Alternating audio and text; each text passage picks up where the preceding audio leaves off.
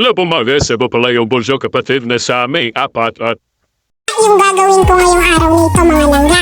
Ayan, magwawalis ako dyan mga langga kasi sabi ko nilinisan ko itong paligid ng bahay namin kasi nung kami wala dito ay si mama ang gumagawa nito lahat. Sabi ko ay kami naman ang magawa hanggat na ito kami.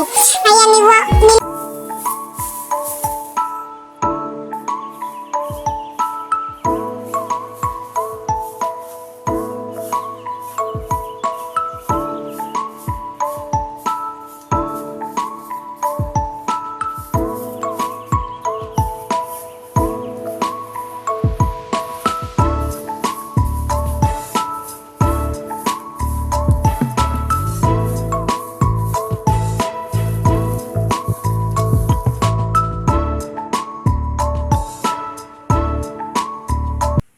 Pag ikaw ay naguhugas ng maraming pinggan, huwag kang magrereklamo.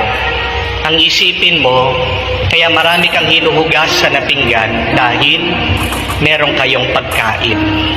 Dahil wala ka naman huhugasan kung wala kayong kinakain. Amen?